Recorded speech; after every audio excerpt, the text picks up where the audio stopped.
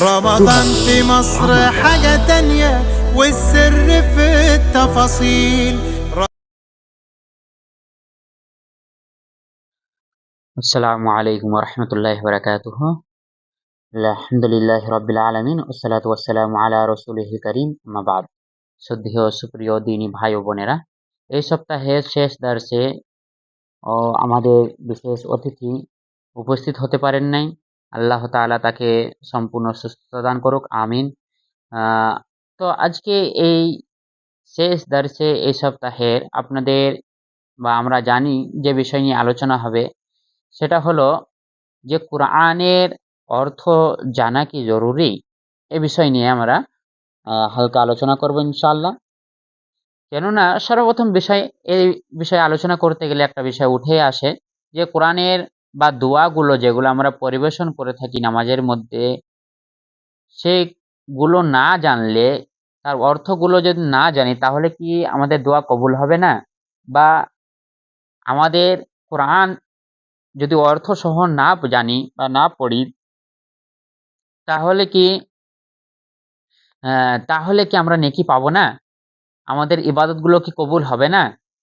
তো আমরা যখনই এই বিষয়টা নিয়ে ভাবি বা দেখব, তখনই আমরা দেখতে পাবো একটা হচ্ছে কোরআনের এমন একটি কিতাব যার বাহ্যিক দিক আলাদা রয়েছে এবং ভিতরের দিক আলাদা রয়েছে।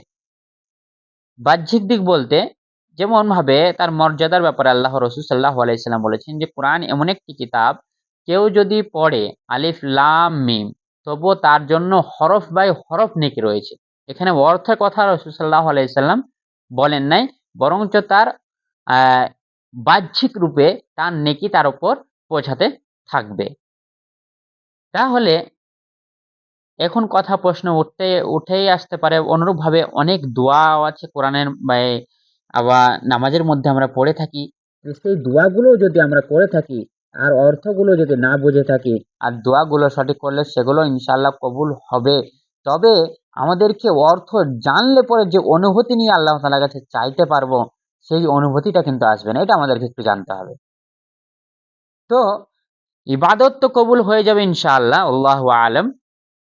তো দ্বিতীয় বিষয় হচ্ছে যে এই অর্থ যদি আমরা জেনে থাকি কোরআনের বা এই দোয়াগুলির, তাহলে কি হবে, আমাদের উপকার কি হবে, আর না জানলে আমাদের ক্ষতি কি হবে, এই বিষয়টা হালকা আমরা পর্যবেক্ষণ করবো ইনশাআল্লাহ। যদি জেনে থাকে, আপনাকে বললাম যেমন সিম্পল কোরআনের মধ্যে আমরা যখন অনেক আয়াত আছে কোরআনের, যে আল্লাহ তাআলা আমাদেরকে পাঠিয়েছেন, কোরআন আমাদের কাছে পাঠিয়েছেন, তার মেন উদ্দেশ্য কি বলেন তো? যদি সূরা বাকারার মধ্যে দেখি আমরা, তা হুদাল লিন-নাস, এই হুদাল লিল মুত্তাকিন, মুত্তাকিনদের জন্য হেদায়েত, এখানে আমরা দেখতে পাবো। তো প্রেরণ করার কারণ হলো মুত্তাকিনদের যেন তারা পথ নির্দেশ হয়ে থাকে। অনুরূপভাবে যদি আমরা দেখি মেন কারণ কোরআন কারীম অবতীর্ণ হওয়ার, যে শাহরু রমাদানাল্লাযী উনজিলা ফীহিল কুরআন হুদাল লিন-নাস ওয়া বাইয়িনাতিম মিনাল হুদা ওয়াল ফুরকান।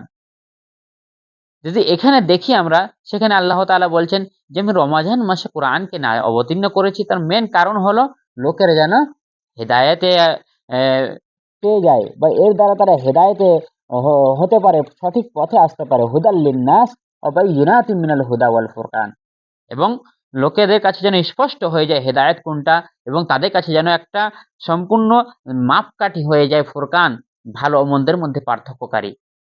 তার মানে বুঝতে পারা যাচ্ছে যে একটা কোরআনের অর্থ যদি আমরা না জানি, তাহলে হতে পারে তার বাহ্যিক রূপে যে নেকিটা আছে সেগুলো আমরা পেয়ে গেলাম। কিন্তু কোরআন প্রেরণ করার আসল উদ্দেশ্য সেটা হলো যে সেটাকে আমাদের বাস্তব জীবনে মান্য করা, পালন করা, সেটা আমরা অর্থ না জানলে করতে পারবো না। সেটা দুটো আমরা বুঝতে পারলাম। দেখেন, কোরআন বাহ্যিক দিক দিয়ে যদি হয় তবুও নেকি পাবো, আর অর্থগত দিকে আমাদের জানা কখন দরকার, যখন সেটার উপর আমরা আমল করতে যাব।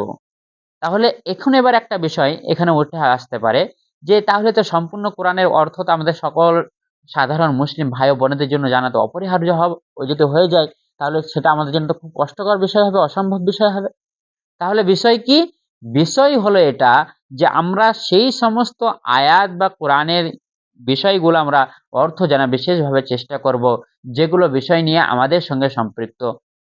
বিশেষভাবে যখন আমরা নামাজ কায়েম করি, তো নামাজের ব্যাপারে কোন জায়গায় কোন আয়াতগুলো বলছে, সেগুলো আমাদেরকে একটু টেনে রাখতে হবে। অনুরূপভাবে আমি ব্যবসা বাণিজ্য করছি, তো ব্যবসা বাণিজ্যের ব্যাপারে কোরআনের মধ্যে কোথায় কোন আয়াতগুলো রয়েছে, কি বলেছে, সেগুলোর অর্থগুলো আমাকে জানতে হবে। তো অনুরূপভাবে আরো যে সমস্ত বিষয় রয়েছে, আমি যদি একজন কৃষক হই, তাহলে কৃষকের জন্য কি, কি ফর্মুলা, কি আদেশ, হুকুম জারি রয়েছে কোরআনের মধ্যে, সেই সমস্ত আয়াতের হুকুম অর্থগুলো আমাদেরকে জানতে হবে।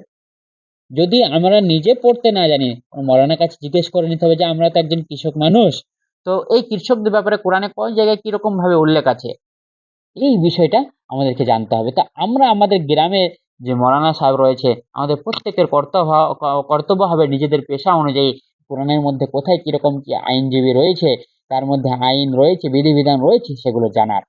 তো এটা হলো অর্থগত উপকার। এতে কি হবে, যে কোরআন যে আসল এখানে প্রেরণ করার উদ্দেশ্য আমাদের নিকট, সেই উদ্দেশ্যটা তখন আমরা সফল হবে, তখন বাস্তবায়ন হবে। তো এটা আমরা জানলাম যে কোরআন কারিম এর অর্থ জানার কতটা উপকারে আসে আমাদের। অনুরূপভাবে গত দার্সে আমরা শুনেছি যে কোরআনে কারিমের অর্থ জানলে, তেলাওয়াত করা অর্থ জানলে কোরআনে কারিম আমাদের অন্তরে সেটা স্পর্শ করবে, অনুভূতি নিয়ে আসবে একটা আলাদা। আমাদের অন্তরে, আমাদের শরীরের মধ্যে একটা সতেজ জেগে উঠবে।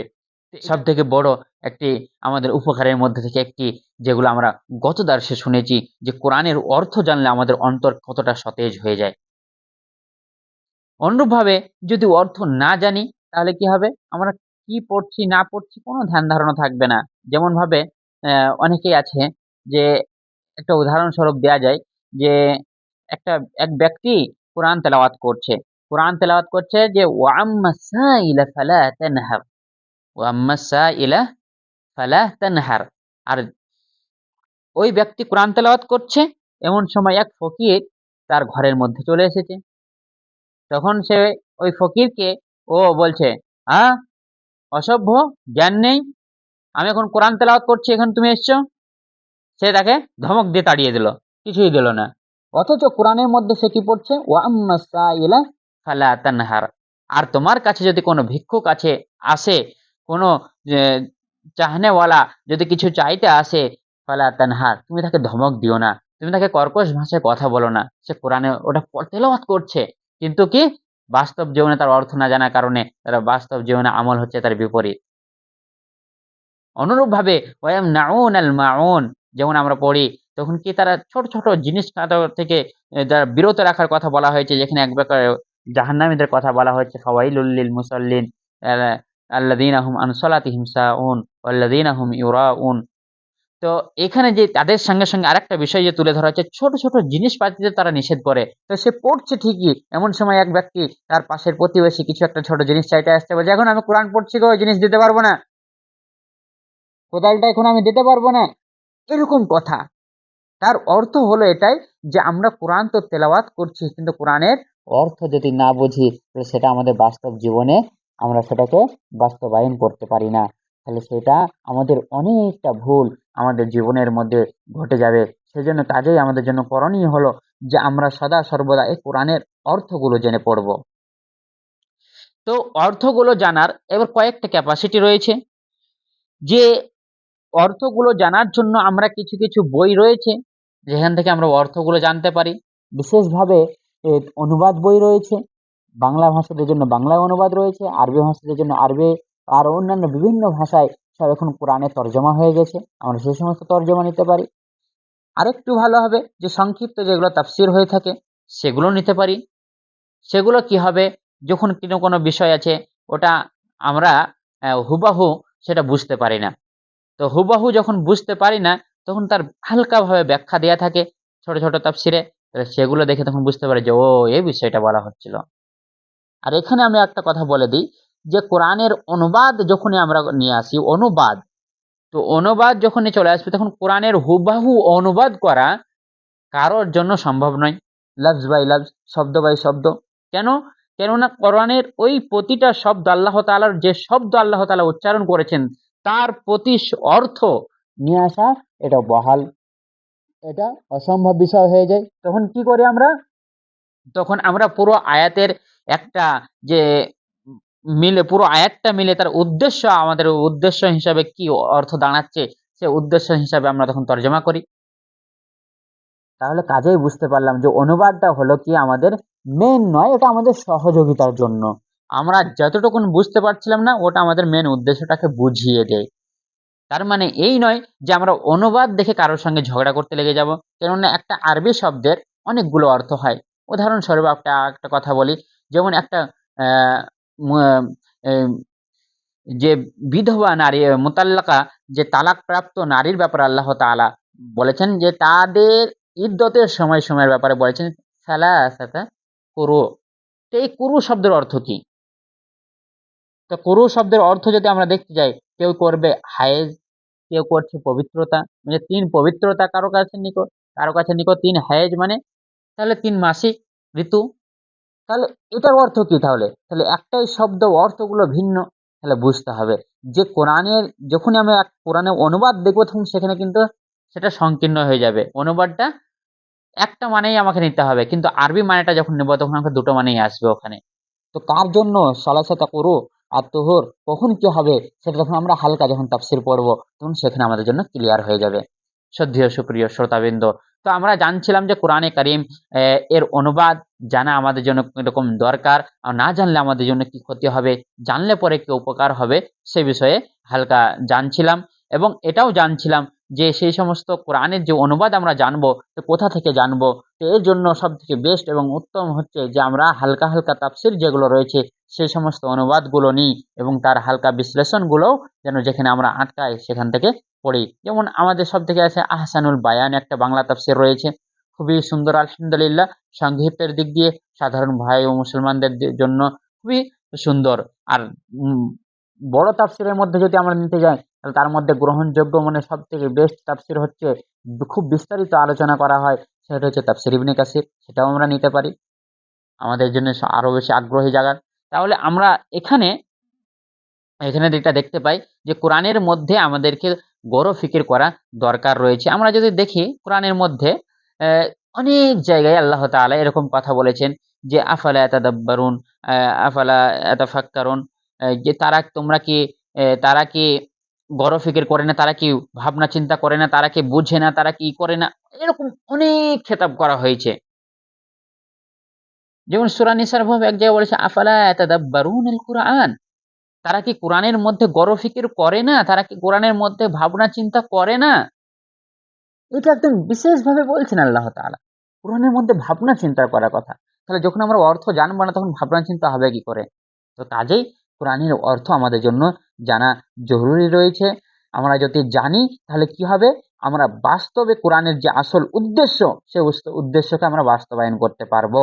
অন্যথায় এমনি আমাদের খানাপুরি হিসাবে আমাদের কাজ চলে যাবে, কিন্তু কোরআনের বাস্তব কাজ বাস্তবায়ন করতে গেলে, তার আসল উদ্দেশ্য পালন করতে গেলে সেটাকে আমাদেরকে কি করতে হবে, কোরআনের অর্থগুলো জানতে হবে, দুয়ার অর্থগুলো জানতে হবে।